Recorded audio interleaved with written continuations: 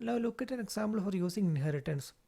Assume that you are modeling a transaction in some particular interface which has got three fields, a command, address and data. So you will write a class like class packet.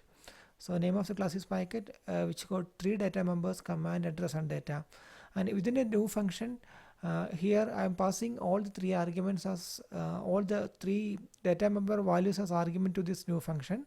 So here I am assigning this passed argument to this particular data members, like this dot command is equal to command and this dot address is equal to address and so on. And the keyword this is used because the passed argument name is same as that of the data members here. Now assume that you want again to model another packet as a class which has got few additional members apart from this originally represented class.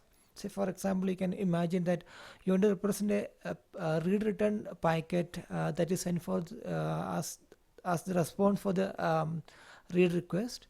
So for a read return packet, there should be a read return data, and also assume that it will send back the status whether read was success or not.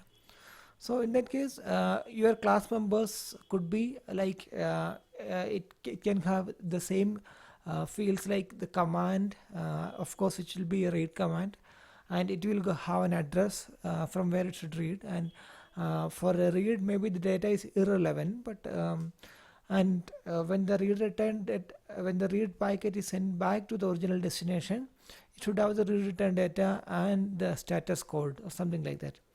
So in this situation, you have two options. The first option is like a standalone class. We can define a new class which has all the fields which is applicable here, like address, command, and read return data and status code.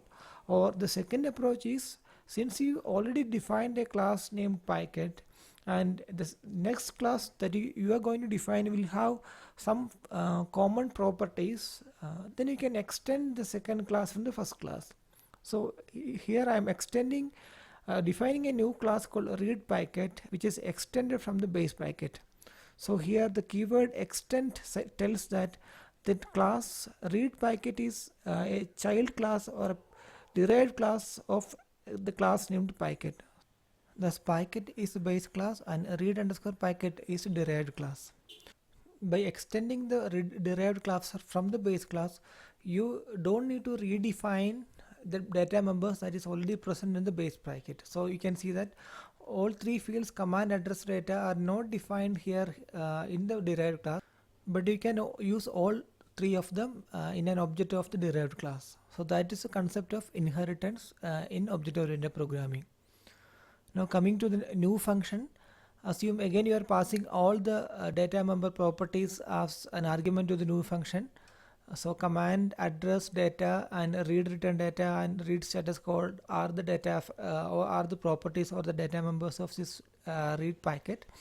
And as we are passing all of them as arguments to the new function, you can assign it like this row read return data is equal to read return data, and this row read status code is equal to read status code, and so on.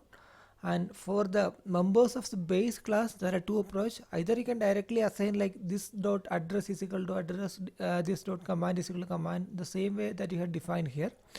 But since you are extending this class from the base class, you can use you don't need to redefine it again here, or you don't need to put all these three lines here. What you can use here is you can use the keyword called super, and you can call the new function of the parent class here.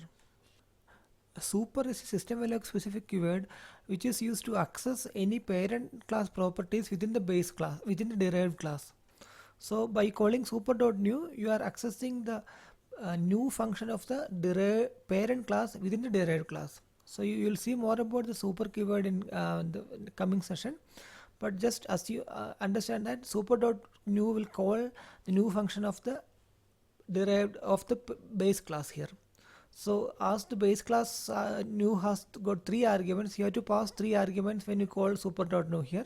So all the arguments which are relevant to this base class and which are got through this new function of the derived class, that they are command, address and data. So all these three are passed to the base class new function, like super.new is equal to super.new command, address and data. And another point is if you are using super.new, super.new should be the first line within the new function. So this is a syntax rule in Systemverilog.